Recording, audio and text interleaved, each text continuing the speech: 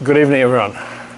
So my name's Ian King, as most of you would have worked out by now, and my job here tonight is to serve the parents, the athletes, and the coaching in your soccer program. From the little I've seen of your program over the last year or two, you're doing some great things, and I commend you for your contribution both on and off the field. Now, the girls have spent the last hour and a half with me, so they have a little bit of insight into how we roll. Yes, is that, you started out a little bit timid and unsure, but you've got to understand that you can say anything, and we can have a good time and talk about anything you want. So parents are just getting to know me. That's the next challenge. In the ideal world, I will talk about the things that would interest you. So in the ideal world, you'd come straight out with questions, and I would answer your questions, because then I'm speaking to you, speaking to the things that matter to you. And until that happens, I'll be just talk. But I'm pretty confident before too long, you're going to ask me the things that really matter to you. Now, one of the things I've been asked to address tonight in particular is injury prevention and training load. Would that be fair, Coach? There's some things we can talk about. Now, I understand the athletes in the room are between the age of 6 and 16, generally speaking, so we will target that content. But if you have questions about your other siblings, we can certainly address them. I have also identified 1 or 2 athletes that would be benefited from some special attention. So if you're happy to start with that, are you happy to break the ice and be the first cab off the rank, as we would say in my country? Yeah. Excellent, so hop up here. Okay. So the major surgery that this young girl has undergone is ACL reconstructive surgery. Now, prior to about 1980, there was no such thing. Now, how many athletes, what ratio of athletes are having an ACL reconstruction? It's incredibly high. And it's happening at an incredibly young age. So the question I've got for you, is this because things have changed, or is it because the surgery wasn't existed 40 years ago? Like, why are we having an epidemic of ACLs? Now, you might not have the answer, and I might not have the answer, but I've got a few guesses. And I'll share those thoughts with you if you want to. But you'll have to ask. Now, can you share your age? I'm 16. And how many ACLs have you had now? 2-ish. Now, I've told the girls earlier tonight that I believe all injuries are predictable and therefore preventable. There is no athlete that's better off for an injury. No matter how much the surgeon will tell you that the joint is stronger. That's a very isolated viewpoint. The whole body is never better off for having had surgery.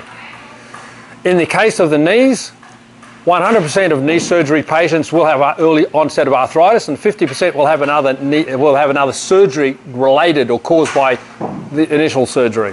It's a pretty challenging prognosis, isn't it?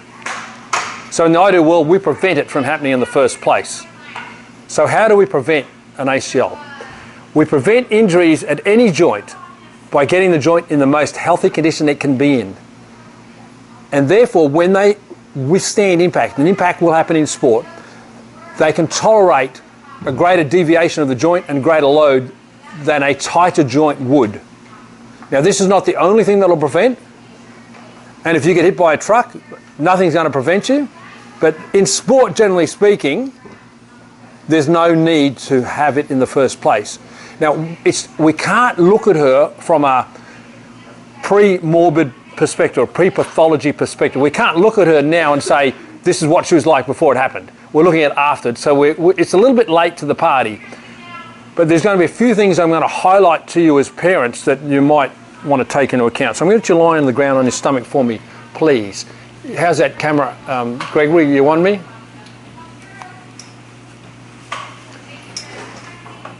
Tongs, that's for you, or is this going Facebook Live?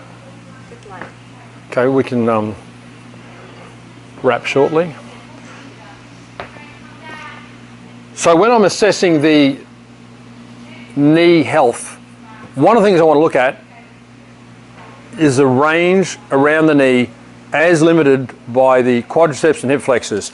The simplest test with no equipment is to simply have the athlete come up and ask the question. And as I said, this is post, not pre. Relax. Now, my expectation is a fist off the butt. And she's not that far off. I work with a hell of a lot of professional athletes who are far worse than this.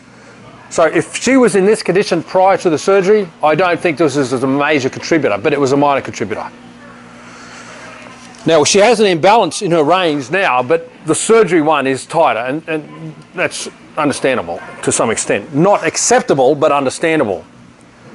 So the next thing I'm going to look at after I look at length is I'll look at tension. So roll over onto your back for me, please. And again, I'm not looking at a pre-injury, I'm looking at a post-injury, so it's not really accurate from a preventative assessment. Relax. Now, if I touch an athlete and they jump up and down, they've got inappropriate tension. And that's normal if they don't do tension reducing work. But the question is there any excessive tension that would have indicated or give us an indication that they were going to have a problem? Is one side tighter than the other? Absolutely. So the other thing I want to address is she ready to go back to sport? Because most of the reoccurrences occur because of premature return to sport or a failure to fully rehabilitate the surgery or a failure to address the cause of surgery. Three things. Now, her range was off, her tension's off, so she's not ready for full return to sport, generally speaking.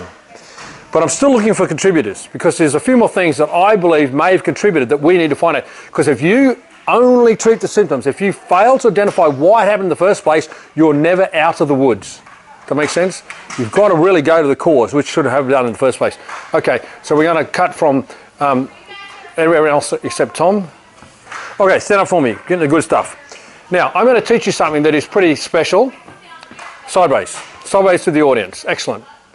Now, the audience, other than my coaches, ideally will tell me this. When you look at the meat of her upper thigh, what percentage is to the front and what percentage is to the back? So what percentage of the meat that you're seeing is quadricep and what percentage is hamstring? And it's your non-surgery side, so it's fair. So my question is this. Is there a shape to the quadricep? Does the quadricep have shape and bulk? Does the hamstring have shape and bulk? Hamstring is from my finger down. Is there shape and bulk there? Now, if she was as developed in her hamstring as she is in her quads, we would see this. The other thing we'd see is a continual line between what we call nature's niche and the leg and the knee. So generally speaking, do I feel that she's got as adequate posterior muscle development as anterior? What do you think? Now, again, this is tough because this was not necessarily what she was like beforehand. But you can get any athlete out, and I'd love the athletes to take a moment to look at each other's, because we didn't do this down there. We did a lot of stuff down there, but we didn't do this one. And there's two things I'm going to teach you as parents and athletes that are important, and this is the first one. So pair up, and with your parents or with a coach, look at each other's thighs and ask, do I have some shape in my hamstring, or is just shape just in my quadricep? Go, girls, go. So stand up, let's go. Is this Mum here? That's my mom. Mum there, get Mum to come forward. Hey, Mom. You don't mind me using your daughter like this, do you? No. Okay, so what do you reckon? More quad than hamstring or equal? More quad than More quad, hamstring. yeah. I'm going to explain that when they come back. They wanted at Children's, they said 60-40. That's what I'm at. Yeah. I think That was their Yeah. right? And you're testing that on a knee flexion, knee extension. the thing where you like hold it and like the handheld thing, they like where you try to kick forward. It's like a number. So yeah, but I'm saying, were you going from the hip or you just bending at the knee? Just at my knee. Okay, we can talk about that. Yeah, they had like that. They hold it against Yeah. it and push. And the same thing for. Do I have? Your big claws. A little bit. Yeah, she's got a little bit of shape there. But see, that's not as bulky as yours. Right. and I'm going to explain what's happening. Okay, ready to go back? Did you learn something there, girls? Learn something? So if we decided that the athlete was quad dominant on shape, what would be the cause of that? Overuse on one part? Now, are sports predominantly, generally speaking, more quad dominant or hip dominant? Quad dominant. Most sports are more quad dominant. So how would we address that? If we, in our dryland or off-field training, how would we address that in an ideal world? Because remember this, the game, and for me, the aim of all off-field training is to reverse the damage caused by sport. So if we know the sport was causing a quad dominance, off the field we would only do hip dominance, with a muscle to the back. Now, let me ask, have you ever done any strength training? Yes. What exercises have you done to strengthen the lower body? Squats and the machines at the gym where you like Leg throw your extensions. legs back and forth. Oh, some leg curl, yeah.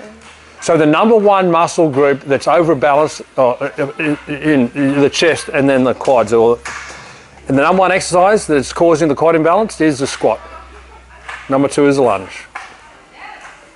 Every strength program in the world is imbalanced at about a ratio of 2 to 4 to 1. It's really off. And I analyse thousands and thousands of programs and there's nothing changes. Just how bad is the imbalance? For me, the number one reason that athletes are doing more ACLs than ever before in the history of the world is because of their dryland training, because of their off-court training, off-field training. And when a young athlete's injured, the first thing I say to them, have you ever been in the gym? And 90%, 80 to 90% that have premature surgery have been in the gym. And that's a correlation that doesn't get missed by me. So her gym work has created an imbalance around her hips and her knee that have not contributed. I know it's tough to hear, but that's what's happening to our children. Our children are going into strength training facilities and being wrecked. They're having the increased risk of injury as a result of what's happening. So why does knee incidence related to quad dominance? When the muscles of the quad are bigger and stronger than the muscles to the back, the pelvis gets tilted forwards. The arch of the lower back is increased. When that happens, we pinch the nerves. The nerve firing affects the impact or the muscle coordination of the around the knee. We lose our stability when we impinge our nerve function. The muscles can't function properly. We become dysfunctional. So, you should probably, are you doing any quad work at the moment? Besides like basketball, but that's not really. Now to make it matters worse, in her rehabilitation, her progress is being assessed by the ratio of her ability to extend her leg to flex her leg. The sad thing is this, the action of the hip, of the hamstrings is greater around the hip than at the knee. And yet we're testing the ability to bend their knee. We want to know their ability to extend their leg, because that's where most of the work comes from, the posterior muscles. And they're using ratios that are pretty inappropriate. But at the end of the day, function of the muscle is not determined only by strength. It's determined by length of the muscle and the tension of the muscle. She's failed both my tests. And when I say that, I wouldn't be comfortable about her returning to full competitive sport in her condition. I'm confident she could, but if we did now, I'd be concerned for her. So I just don't do a strength test. I look for length, tension, shape, and a few other things that we can go there later about the shape of the legs, but that's too much for now. How are we travelling? What? Are you happy with what we talked about? Do you have any more questions for me? Nope. Okay, appreciate it. Take a seat for a moment, absorb. We have other questions, I know. So I'm going to pause for a moment so I can elicit them. Girls, were there any other things that we didn't cover downstairs that you wanted to cover? I'm sure there will be. Let's break this. Are you a fan of yoga then? Like for, I mean, I know multi-sport, like adding that. I've seen professionals do yoga. I didn't know how you felt about it. Well, let's get real clear about marketing. I've seen a lot of people put on the sponsor's hat and hold the sponsor's drink, but do they actually drink it? That's the first concern. Personally, my perspective of yoga is if there's nothing else, if there's no other guidance that you have, it's better than nothing. But yoga, generally speaking, does not replace the opportunity that an individualized, sport-specific stretching program will give you. So I personally don't send anybody to yoga. Now, if I've got an athlete that says, Ian, I really enjoy it because it calms me, fantastic. But it's not going to replace the things that you need to do. It is not individualized and it is not specific to your sporting needs. There is so much better we can do. And the same with Pilates. If that's all you've got, fantastic. If you like it, fantastic, but it doesn't replace what's possible. But it is a great question, and since its rise in popularity, it's become a bit of a go-to. I have a saying that if an athlete's being sent to yoga, it's because their coaches don't know what they're doing. Because if they could provide that service in-house, they would. They're outsourcing it to a sort of a fairly weak alternative. And I know, I don't mean to criticise it, but it's just not specific enough. You know, most of the things being done, well, first of all, everybody in here has a car. Let's say we lived in the same suburb. How would you feel about one day the garage, you call it a garage? Calls up and says, on the 30th of the month, on the 3rd, 6th, 9th and 12th month of the year, you'll be bringing your car in and you're going to get the same service. How would you feel about that? Would that be good for your car? Yeah. Wouldn't be good for your car, would it? But guess what we do?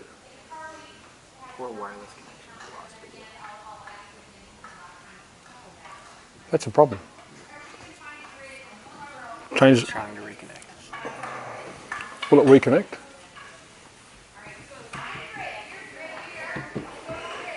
If it doesn't reconnect, we'll change the server. We all go to the same facility and we all do the same thing. Do you understand that? If you go to a class training session, you are all doing the same thing. We don't do that to our cars, but we think it's acceptable for a human being. Now, I'm going to tell you, this doesn't stop just at amateur sport. You can go to any professional environment, and the only thing that changes on their workout sheets are the name on the top. And sometimes they even forget to change that. It's a real problem, because where we're at from a technology perspective is we don't know how to individualise training programs, full stop. We just don't know how to do it. Not we, as in the people in the room, but the industry doesn't know how to do it. So I've got a real issue with a non-individualised training program. But it's a fault of the industry. It's not, you know, it's not the parents' fault. It's the physical preparation industry is really poor in the area of individualisation. Terribly poor. But I appreciate that question. So if we don't have more injury-related questions, I'm going to switch gears, but I'd like to think there might be some more along that line. And when talk about other things like training load and So what else besides stretching, sport-specific stretching? What are the other sport-specific things they should do outside of the actual sport? Excellent, excellent. So when I look at a program, I ask what's missing from the program. Now, without knowing exactly what's done at your coaching, for example, I want stretching to be done, for example, but if it's not being done in the program, it has to be done out of the program. So let's talk about how much stretching, shall we? I like to see a young athlete meaning someone lower than 12 years old, do at least 1 unit of stretching to 2 units of training. Which means for every 60 minutes of training, they're doing 20 minutes of stretching. Who's doing that? Not many. Now, when they get between 12 and 18, 12 and 20, I like it to shift to 1 and 1. Now, I know I'm an idealist, but who's doing that? Not happening. So let's default back to the sub-12-year-old one and do 1 to 2 units. That makes sense? So as a parent, as a guardian, you need to look at the program and they say, is that ratio being maintained? Now, they can keep going to training without it, but they're not going to be in sport for too long. Or they're going to have inhibitions from the injuries that they get, and they'll battle through. So if you don't respect that ratio, you're in trouble. So the first thing you're going to do is you're probably going to have to supplement what's happening. So stretching is my number one outside of training activity if it needs to be done. Ideally it's done in training, but otherwise it has to be done outside of training. The next thing is tissue tension. So stretching will soften your muscles up, but there'll be a few muscles that won't soften up. So you do need to add some tissue work to it. If you can afford a masseur, it's far better. Give me a roller. I take 2 rollers, because a foam roller doesn't have a brain. You can't think. So you've got an innate object, or a brain-dead object, with a human being. And guess what? Most human beings are also fairly brain-dead. So you've got a real problem. So ideally go with a masseur who can at least, there's two humans, I can feel for it and then I'll make a decision. So when you get an athlete to do the rolling, like really, they don't know what they're doing. So we can teach them as much as we can. And I'm going to roll up here and teach you a few things. So stretching is my first thing I want you to make sure you're getting enough of outside of training. Rolling or tissue work is a second. Now, an example of a tissue that doesn't respond as well to stretching is the ITB. ITBs are tough to get soft from stretching alone. They're just tough to get to. And what are the implications of having a tight ITB? The kneecap pull laterally and you get knee pain. Massage table, please. Coaches.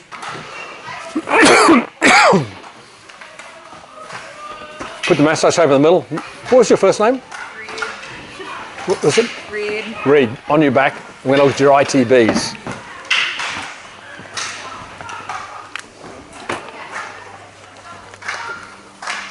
So how do you reckon she's going to go in the ITB tension? You're going to take a photo, Mum? Wait till I got paint on the face, then it'll be a better photo. Okay, Reed, you ready to rock and roll? Yeah. You've had some work on your ITBs by anybody? Yeah. Someone's been pushing on it? Yeah, I'm a physical therapist. Where are you going? No way. You want to hit me? Now, I got to be straight. Some muscles are really hard to get soft and stay soft, and this is one of them. But where is she on the scale of acceptability or otherwise? Where is she? Yeah, it's not optimal, is it? It's a lot better than it used to be. Excellent, good. But the wake-up call you had to get was pretty significant. You know what I'm saying? Yeah. So this is a great example of work to do. So I'm going to teach Reed how to do a little bit of rolling. Give us some insights on how to do it. Because a professional athlete earning the $250,000 range is reluctant to get paid massage themselves paying more than 2 a week. Athletes earning in excess of $1 to $2 million a year, they're more happy to spend, probably the same percentage of their money. What I'm saying is that athletes just don't get serviced that well unless the team's providing it for them. In the ideal world, an athlete would get someone's hands twice a day. And the really good ones would. If I'm a tennis player making $10 million a year, I'm probably going to have someone on my books full time. And they're going to be doing this to me twice a day. So they've got a little bit of an unfair advantage. So we need to teach the other athletes a little bit of self-help. Okay, on the ground, roller. Any other girls would like to? We've got one other roller. Does anyone else want to play? Where's the mat down, please? Do we need a mat or you're right on the floor? Girls, you're right on the floor? Okay, let's go. Let's do quads first, shall we? Drop down on the ground. Find a way. You're going to do it on your stomach. So you're rolling your quads. So on your stomach. Now I want you to be on both legs to start with. Excellent. Now, do I need you to roll around a lot? No. I need you to find the places that you are uncomfortable. Now this is a challenge. If I'm the master and I'm making her go like this, is she going to relax and we're going to get a result? No. So I don't want it to hurt. I just want you to find somewhere that you realise the tension is inappropriate. Now this is my challenge to you. In 5 minutes, 10 minutes, 15 minutes, whatever, I want that little section to be softer. So I'm not telling them how to do it yet. I'm just telling them what I want. Do you understand what I'm saying? Yeah. The section that you've found that is in the most need, I want you to find a way to change its tension. So the test of a roller is it actually making your tension drop? Not is it hurting me, not have I ticked the box and done my 5, 10, 15, 20 minutes.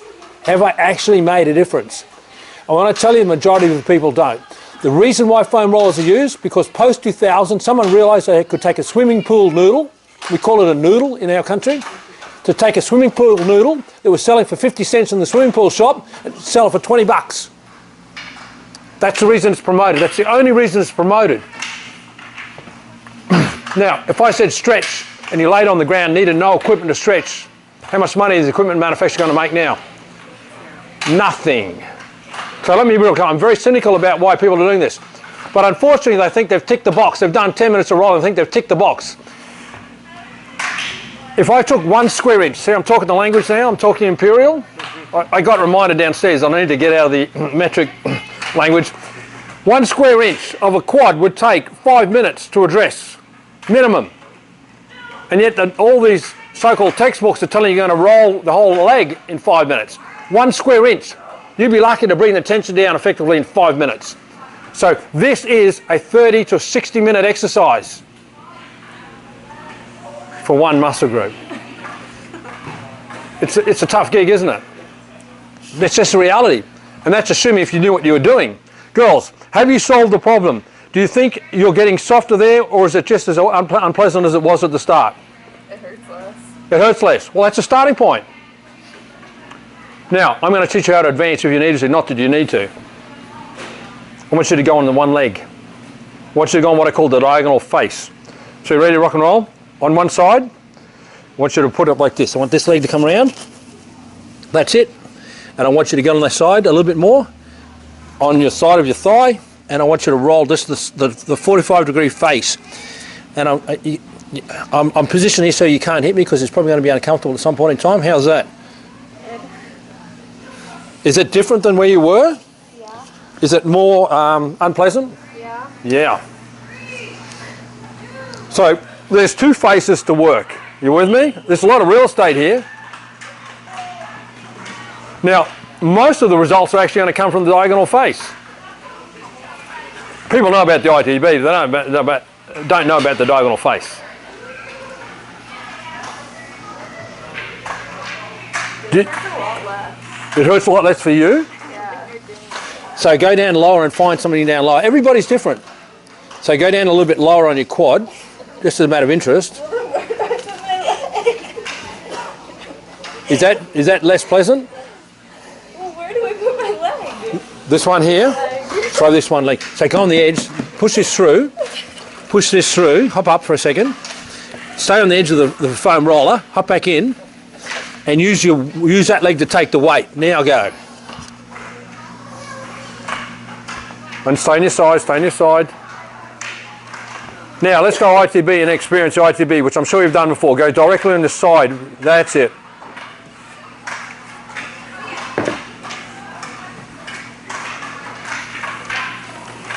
You know, one of the latest trends in your country is a handheld gun device, so to speak, that's going to massage you, and with a special, this and that. What's caused the tension of these legs? What's the actual cause of the tension in these muscles? Using them beyond their ability to recover. So a machine is not going to undo that. The only way you can really solve that problem is what? Be smarter about your training load. Because if you had the best care and your tension was rising day after day, week after week, I'd say stop, lower your training load, let's get this thing under control. But guess what? Everybody just gets more and more and more and more training and thinks they're going to get a little toy to fix their problems. It doesn't work like that.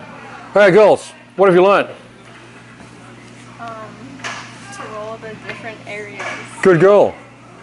Excellent. Now, there's a little bit of stealing from Peter to give to Paul here because your upper body's getting a bit tired from holding yourself up, isn't it? So My arms are so bad. this is a reality. You know, when people write books about self-massage, they don't realise that the athlete's hands are going to get tired, and the same thing, you've got to find a way to be more efficient with it. So there is a few tricks. Appreciate. So, answering your question, length, stretching, tension, tissue. Number 3, some stability work. Just drop on the side there. Okay. Now, when I say stability work, that's a synonym for strength. But let me make it real clear. You are in a country that believes every athlete should lift massive weights under a bar. Now, I do this. If you went to the Olympics, you tell me what percentage of sports in the Winter and Summer Olympics need to be incredibly strong. You think about it. Now, I'll define incredibly strong by the need to lift more than their body weight in a squat, for example. There are some. but it's a small percentage of sports. And yet somehow every single athlete, if you go to an American college, every single athlete is expected to be in the gym and lift the incredible weights. Now, how much?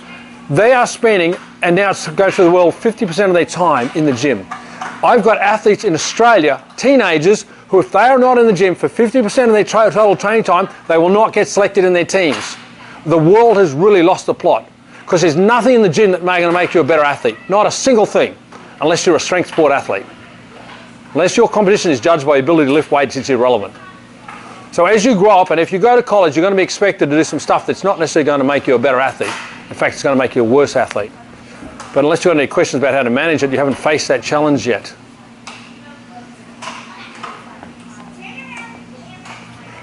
Well, I got some looks then. I think we might have touched some nerves without knowing the background.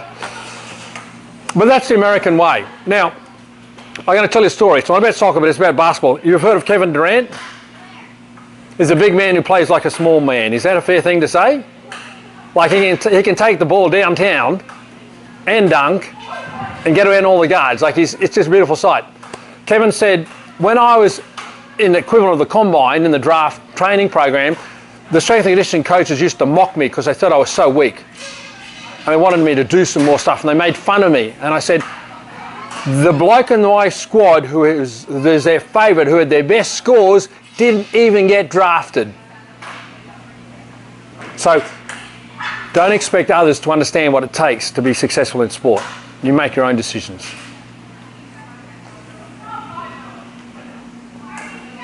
So from the parents, I'm doing a lot of talking, but I'm hoping there'll be some questions to guide me. Doc's got you here for a reason. What's the sort of dynamic stretching before like a game? Is there a ratio there as well? Or? Dynamic stretching is not stretching. Dynamic stretching was introduced into the world's vernacular, into sport vernacular, post 1995, when the world was told that the stretching was bad. It was their electronic cigarette. The cigarette you have when you're not smoking. It's useless. There's no such thing as a stretch in a dynamic activity, generally speaking. The key to success in stretching is to relax. You don't relax when you're swinging your body around. Now, that doesn't mean it's not relevant, but you've got to ask this question. I'm playing soccer. I've done my static stretch and I do my warm-up. If I start with a tap, tap, tap over 5 minutes, 10 metres, then a running tap, and I'm doing my drills progressively, where's the dynamic warm-up need in that? What they're doing is completely irrelevant.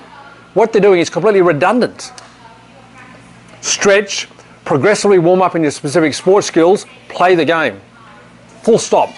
This whole, I got to be careful with my words because we've got, yeah. That's my thoughts on that. And I'm just shattered because everywhere I go around the world, I'm seeing these young athletes being led down the garden path, doing this totally irrelevant movement patterns, where all they want to do is put the ball in their hand or their foot and play. Like, really? I would walk off if you made me do that. And my children do. And the walking lunge is just an epidemic sweeping the world that orthopaedic surgeons are so happy about. But that's another story. So hopefully I've answered your question about it's rubbish. Right. Absolute rubbish.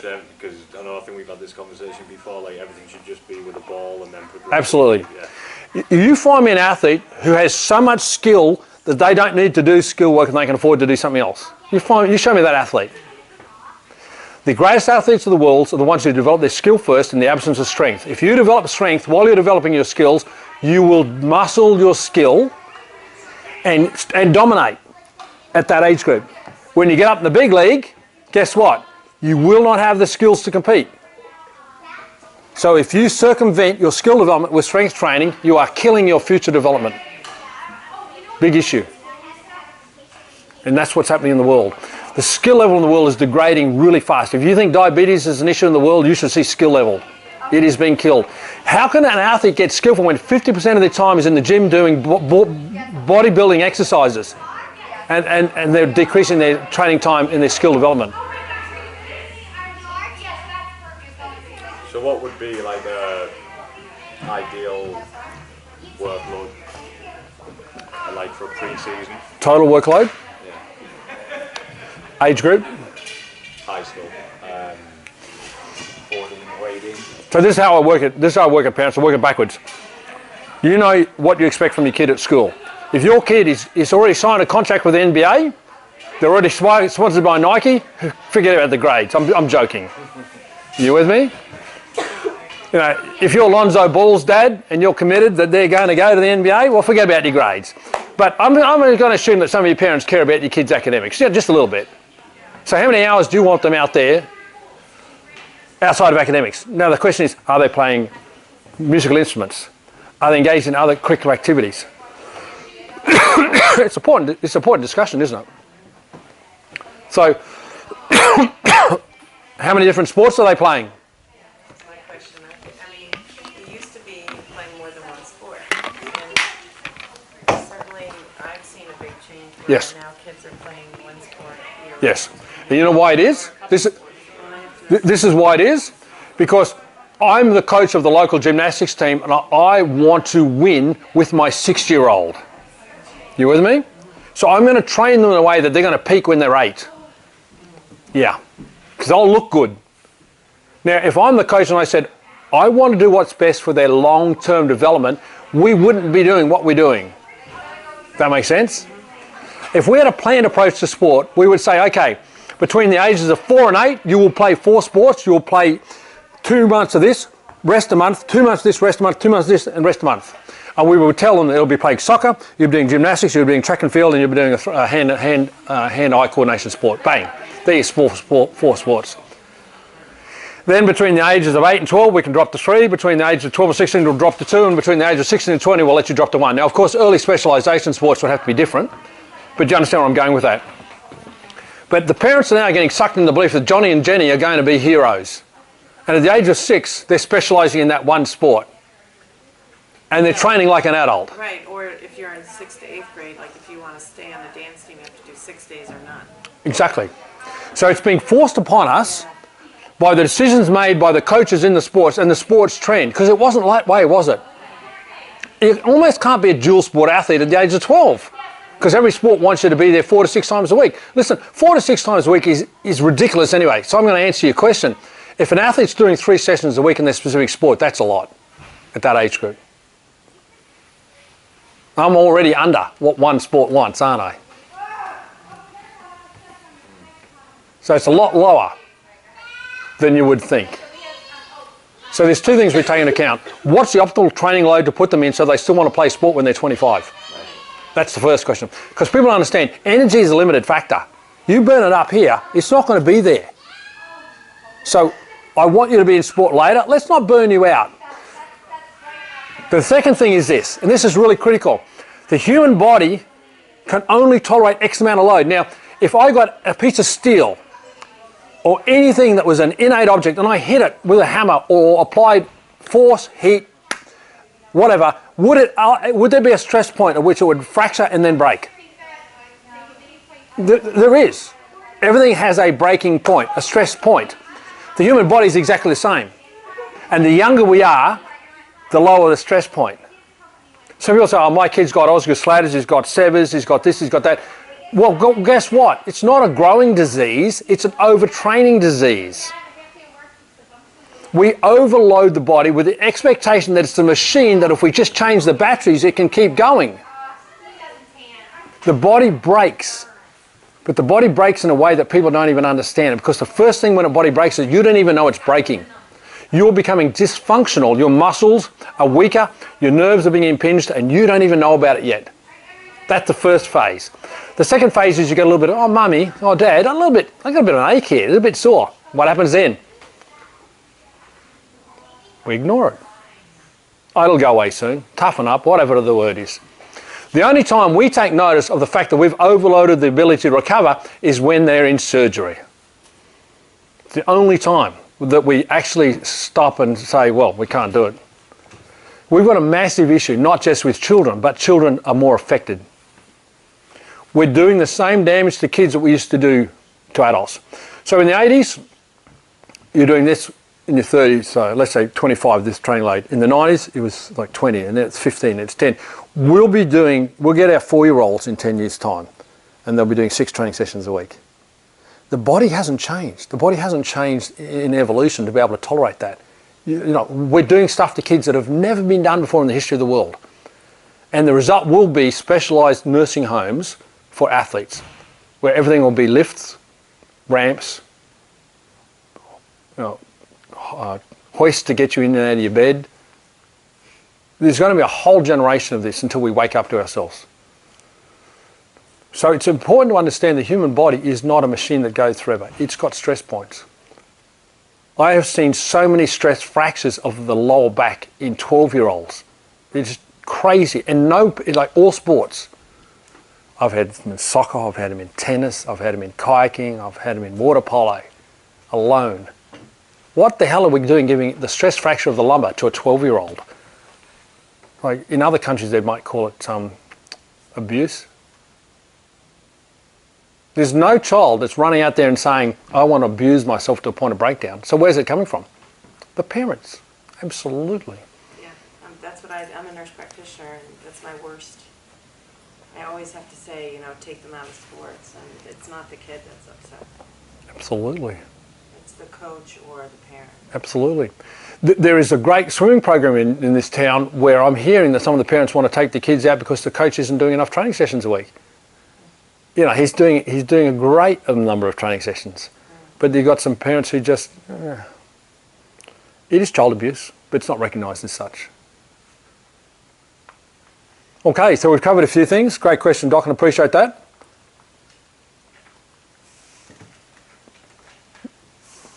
Was there any other? Rest. Rest. The importance of it. In which time frame? Daily, weekly, yearly?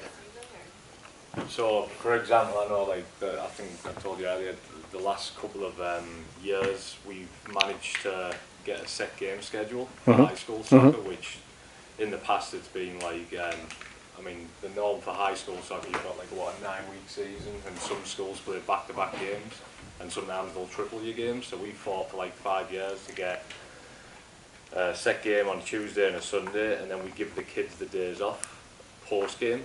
So, I mean, sometimes we'll do like a recovery session or whatever, but and in 2 years we've had no injuries.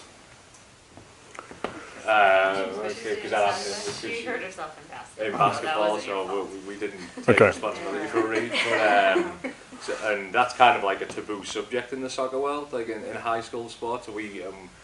One of the problems that we've done is kids who are involved in other soccer programs, the parents or the kids have now went to train on the Wednesday and play games on the Sunday, so they're playing soccer 7 days a week, and we try and educate the kids more about the importance of just taking a bit of time to do nothing. Like, but we're not fully getting support. I don't know whether it's like a lack of education or people are just like, no, we have to do something, or we'll even have kids leave a game and go to another practice for another.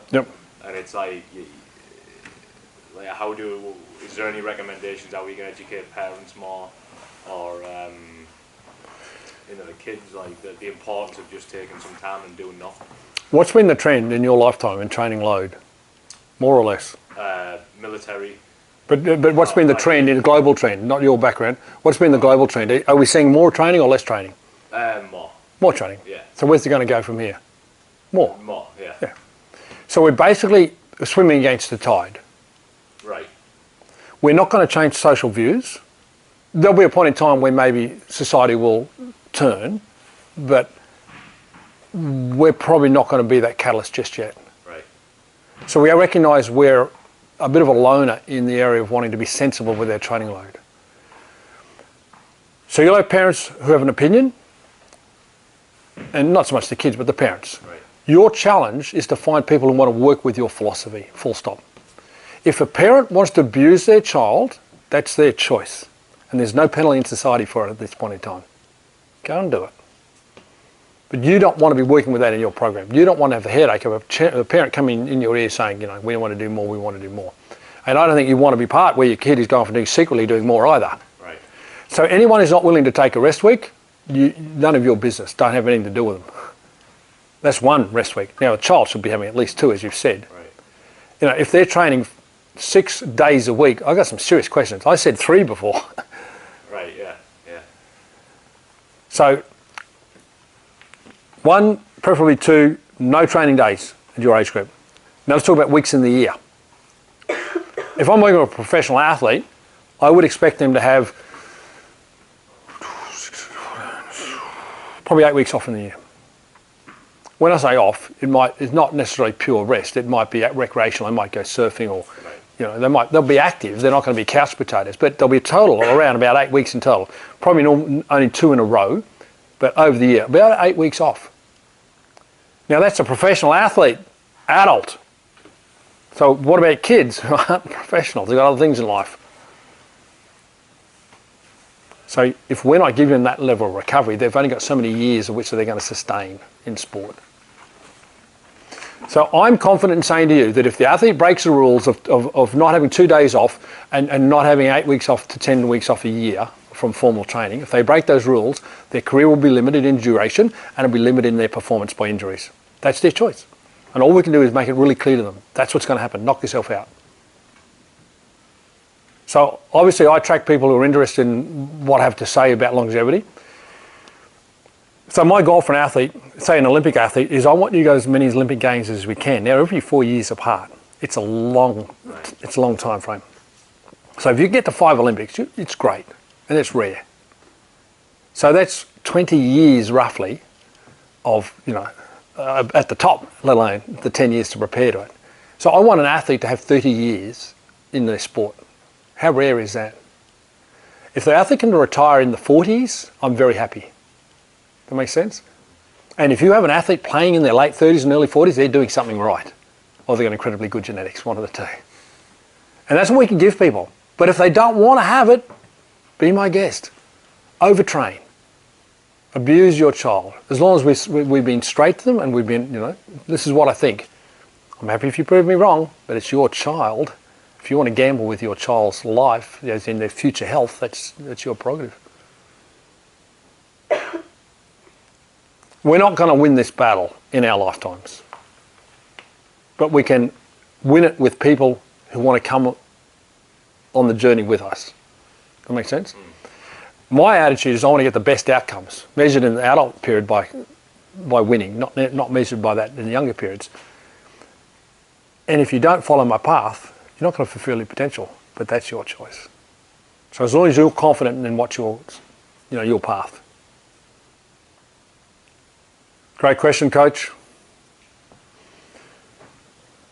Yes, sir. I know you're saying that, for example, the overtraining of the quad can be from squats. Yes. So to counteract that, to strengthen the hamstring. Yes. I know they say that like deadlift is a lift you can do for that, but I know that deadlift, especially with young kids, can be, if it's not done properly. Fantastic. So this is what happens. Everybody can bend their knees and squat, but not everybody can safely deadlift. So this is what has historically happened. People have said, let's squat, and they said, let's do leg curls. And we must have balance by now, shouldn't we? So bend one knee up, show me one leg curl. That's it, and we've balanced. Well, guess what? This was a 2-joint muscle exercise with a large muscle mass, lifted a lot of weight. This is a single joint exercise with a small muscle mass and couldn't lift much weight. They're not equal. Now, I was the first one to break this distinction. In fact, until I taught the lines of movement concept, all bodybuilding books talked about legs as one group. They didn't separate quad dominant and hip dominant. That's my terms. They've been bastardized and plagiarized by Americans who don't even know where it came from. But until I taught it, it was just legs. And I said, no, there's a difference and you need to appreciate that difference. So they were doing leg curls and I said, no, that's not going to cut, it doesn't work.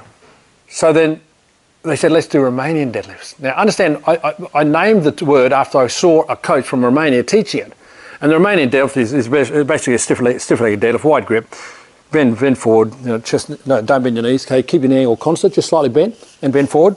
That's it, and come back up, with a round or flat back. That's a discussion itself. So people are doing that. So I've ticked the box. There is not a single program in the world that I see that is balanced. Now, what is balance? If you came in neutral, quad and hamstring, or quad and hip, then you could do one of each. But who comes in neutral? they come in quad dominant. So the ratio should be 2 to 1, 3 to 1, 4 to 1, or X to 0. There should be no quad at all. And I do that initially with many athletes. First 3 months, no quad work. It's the only hope we've got of correcting them. The only exercise that has any chance of balancing the squat is a bent knee deadlift. So I won't get you to do it, appreciate it. Girls, has anyone done a deadlift before? Have you done a deadlift before? No. Have you done a deadlift before? Have you done, it's like a dating circle, isn't it? Like speed dating. Has anyone done a deadlift before? Okay, coaches, going to just have a quick coach up. Any coach, let's go forward. Aaron, please, thank you. So the bent knee deadlift, Aaron, just demonstrate what a bent knee deadlift is. Now, hop down, just a deadlift. Okay, that's the only exercise. Stand up and do it again. It's the only exercise you've got of any hope of using the similar load and counteracting the squat. The problem is this: what happens if it's done poorly? So there's some of that's poorly done. So pop down. If I raise my hips faster than my shoulders, I'm increasing the load on my lower back, blow my back out. Number 2, if I crumble in through the thoracic, crumble and lift, and I blow that out. So the conclusion is they don't do it. But the challenge is this: if I just did the exercise really well with a light weight, might I get a better result than a heavy weight done poorly? So for me, strength training is not about the load you lift. It's about the selective recruitment of target muscles that will transfer to your sport. That's my definition. Now, what do you go in an American sports gym? The 200 bench club. You know, the squat competition. You with me? They're only ever measuring maximum lifts. I'm not interested in maximum lifts. I can look at your body and I can tell you how you've been lifting, because the shape of your body is a reflection of what you've been doing in the gym, and it's also going to impact on how you perform in your sport. I'm not interested in load, not interested in it whatsoever. I want to strengthen the muscle in a selective way. Now, I'll give you an example. Hop down. If you're in sport and you want to run, you want to drive, and you come up like this, so properly deadlift, proper deadlift, come up, and then hips through. That's how you should move in sport. But if we go in the gym and do this, hip kick, crumble, do it again, slow down, slow down. How's that going to help you on a sporting field? It's totally irrelevant. It will not help you. You'll create damage to your body with no transfer to sport. So we do have a problem. The deadlift is the only solution for a squat, but the deadlift needs to be done in a certain way or with a certain load, and it's almost never done. So that's the challenge. But my answer to you is, I'd be happy to use light load, learn my approach to deadlifting, and back off your load and quad, or get rid of quad exercises altogether. It's a tough one to believe, because everyone thinks the squat is the key, and I fell to that trap in the 80s as well.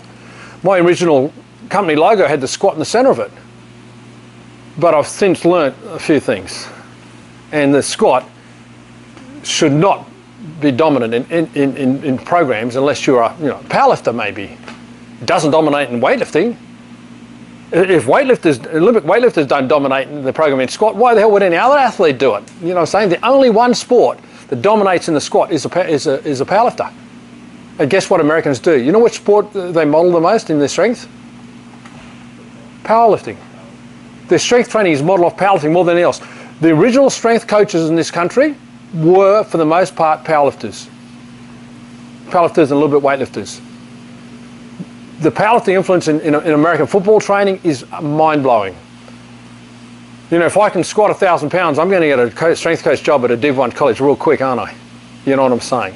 So you're stuffed. If you're out there squatting, your athlete's stuffed. You're dysfunctioning the athlete.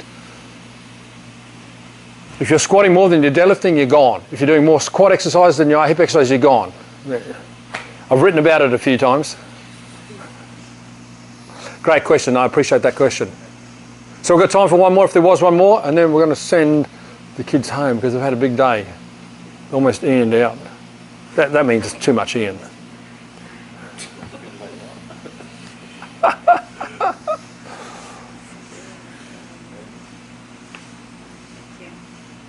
We're all done. So questions are really good if they're asked with others, because others get to hear the answer. So I know sometimes you want to have a question with Ian afterwards because you're a bit shy, but others don't hear the answer. So if there was one now, otherwise we will wrap. I think Docs might be giving you a hint there, Mum. He might be saying.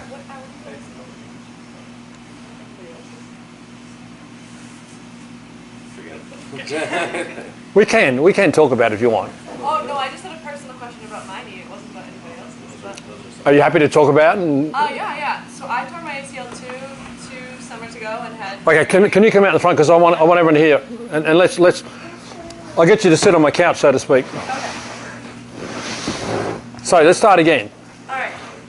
So I tore my right ACL two summers ago. Yep. And I had surgery. And I did PT and I've played soccer and stuff since, but it's been starting to bother me again, and sometimes surprise. get wobbly and sort of just not bad, but and then it will burn sometimes randomly, and I don't know what. Do you think to it's do. getting better or worse? The symptoms getting better or worse? It's random, so it kind of consistent, but it will be fine for a couple of weeks, and then it will Okay. So you had your first ACL at what age? Roughly? 27. Okay. And just a matter of interest, I always ask the question, were you doing any dryland training, anything outside the soccer field at the time? Yes. What were you doing? Just gym, stuff in the gym. Okay, good. No, that's good. Yeah. Good. Yeah, I just do statistical analysis because I don't need to know stuff. I just need to know how to ask questions. So what exercises were you doing in the gym? Squats, like you talked about. Squats, lunges, kettlebell stuff, things like that. Yeah. So you were doing an imbalanced strength program prior to blowing your knee out. So in retrospect, if I can be so audacious to have this conversation, if you hadn't done the dryland work that you were doing, just as a matter of interest, is it possible, and I don't know, but is it possible that you might not have blown your knee out? I would think so. It might be a big possibility. Now, we can never be sure, and people like to have debates with me, and I don't do debate. But I reckon every time I ask someone who's had a serious surgery, have you been in the gym? Yes. What were you doing? Quite dominant exercise. And then you blew. Okay, there might be a pattern there. So it's in the past. So we won't dwell on it. Yep. So let's talk about now. Okay. So this is what's going to happen. The next thing that happens, and I'm just generalising, this is not about you, is that athletes don't fix the cause of the problem or they fail to rehabilitate. And I've said that before. Have you gone back in the gym since? Yes. What exercises are you doing in the gym? You can be honest with me. No, we know each other. Explain it. Are you doing the same thing? Sort of different. Not just squats anymore, but I don't even know what they're called. But other Well, show me. maybe like a chair. Yeah. So it's Okay. Listen, I've got to take a little bit of responsibility. Here, have a seat and I'll tell you a story. Okay, I'm ready. In 1989 or 1990, a Russian, Bulgarian weightlifting coach came to this country and realised that the quickest way to make money in America is to bullshit. Okay. Sorry, kids.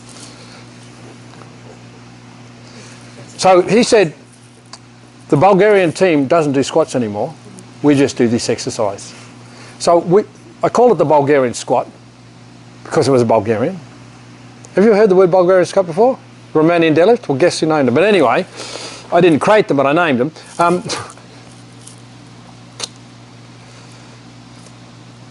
Let's talk about the loading on the knee. Okay. If you're on a continuum of load between just a static squat compared to that, which one would place more loading on the knee? I mean that one when I'm on that one leg. On that knee, yeah. It's a tougher one than before. Now, quad exercises are what I call the diabetes of strength training. If you want to hurt yourself and get a massive burn, you get one of the biggest muscle groups in the body and you rip it apart and you feel really good about yourself. So people are attracted to it because you get that feeling of bash myself. Is excess sugar good for the body? Well, it's exactly the same. It's not good. Okay. So you, moving forwards, might want to review your exercise selection. That's my first suggestion. More of that hamstring stuff that you're talking about? Yeah. Now, in addition to that, deadlifts don't stress the patellofemoral joint as much as squats do. the earlier you switch to hip dominant exercises, the greater life your knee is going to have. And I'm speaking about that from a very personal perspective as well as a professional perspective. As I was hit by a car at a relatively young age and blew my ACL out because I was hit by a 1-ton vehicle when I was stationary. Yeah, that wouldn't know. Yeah, and 11 surgeries later. So I've known a little bit. In fact, this is quite crazy. I got this text from some random today and he said, Ian, do you know anything about arthritis in the knees? And I thought, Jesus Christ, which hole in the ground have you been living in? I've been rehabilitating an ACL since 1982. Yeah. Yeah. So change how you do your strength exercises and let's have a quick look at your length. On your stomach. Oh, that's it. Okay, kids, you should be able to analyse it. You know all about this. Relax, relax, relax, relax, relax. In fact, I should have one of you come forward, girls, and do it. Okay, so I would never guess which knee you've hurt. Yeah. Sorry for that. I'll just blame it. That's okay. She was more even. Sorry? You win, Reed. She was more even. Yeah, exactly, Reed. Exactly. So you're doing great. Thanks, God. Good girl. That's the attitude. That's the attitude. So let me tell you about the cycle of injury. I'm going to bore you with this one. When you blow out one side, and you've got given two to start with, and it works okay for ears, kidneys, not so well for the lungs, but generally speaking, you can blow one out and still keep going. Not the load-bearing joints. And when you blow one out and you've abused it, and it says, I'm giving up now, what do? You load the other side. And then what happens then? You blow the other side. Then you've got none left. So that's the cycle of injury. So what you're seeing is, and I will confirm it, which side is tighter? That kills. Yeah. That side. Yeah. And that's not the surgery side, is it? No. No. So you're well into the second cycle. And I'll confirm that with your glutes in a second. Okay. So what I'm going to get you to do, I can do it up here, I guess. Relax, relax, bend, one leg down. That's it. Girls, you should be able to assess. I should keep a straight face at this stage, girls. You know what's going on, don't you? Which glute was tighter? Yeah. Why? Because it's taking more than 50% of the load now on the left leg. So it's wearing quite quickly. So let's take it a little bit step further. So sit on the end of the bench for me, please. Right on the end, right on the edge. More, more, more, more. Give me a leg and lean back. Lie back, that's it. And I'm going to bring you down a little bit more. Come towards me a little bit more. That's it, excellent. Relax. Now, girls, you've done basic geometry at school. Girls, what angle is her lower leg at?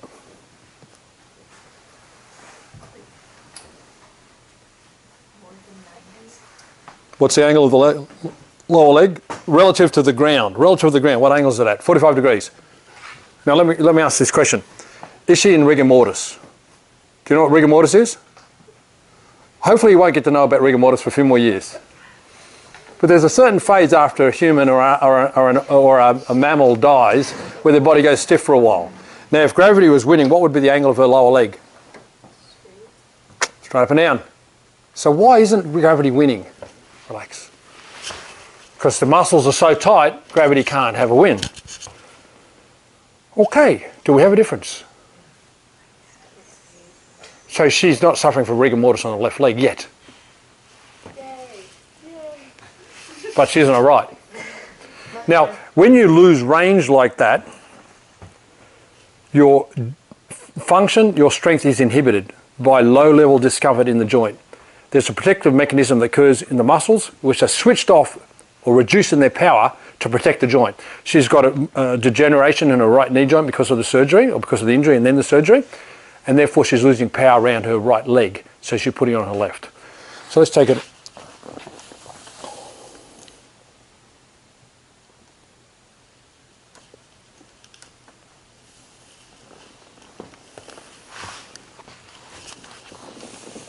Oh, yeah. So freer in there than the other side? Yeah. But That does not feel nice. but a new development coming. Yes? Yeah, that's not a good time. No, it's not, is it? You can, I felt it straight away, you know. And that's the load that you're putting on the left leg now. And you think your knee, patellofemoral joint will be affected, your function will be affected by this. Yeah. Yeah, because when the muscle goes hard like this, it can't function properly, can't control the tracking of the knee, and you're in for the new cycle, the next phase of your I life. don't have that in me, so. Yeah, exactly. Now I'll do one more. So sit back up and then pop back up on the table completely. So you understand there's some differences and imbalances right to left. Now for young people it gets a bit complex, but there's quite a few different things that are going on there. But one of the reasons I inflict discomfort on you is to remind you of them, to give you a lasting memory. Difference? That feels blue. Yes. Yeah. So what's happening now, this is the original leg you injured, and the tension that's been developed means your kneecap doesn't have a choice in its tracking. It's locked into a lesser place. So you will develop arthritis faster in this knee. It's already developing, but you're also now getting this knee. So you're heading towards a double knee replacement at about 65 years of age. Just a rough estimate. Doc's out the door. Yeah. He's gone. Yeah, we've got some work to do, haven't we? Different feeling. Neither of them pleasant, but different. That one hurts more than. Yeah, it's very big and thick, isn't it? So you're already getting osteophyte development on the head of your the fibula, and that's why the pain on the attachment of the ITB. So there's quite a few things that are happening here, aren't there? A few things to think about. But you've been a great example of what I talked about. Okay. What happens if you keep doing this? Yeah. So Don't do this. you can reverse this though. It's never too late to reverse it. But you need to be smarter and stop being like everybody else. Because what you're doing is what everyone else is doing. And what the 95% are doing is rarely optimal. Does that make sense? I know it's a harsh, No, like 95% of the people want to throw rocks at me at this point in time, but just stop. Change direction.